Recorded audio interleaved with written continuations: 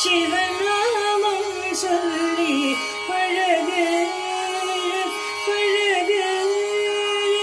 ஆதலினால் மனமே தினமே சிவநாமம் சொல்லி பழகு.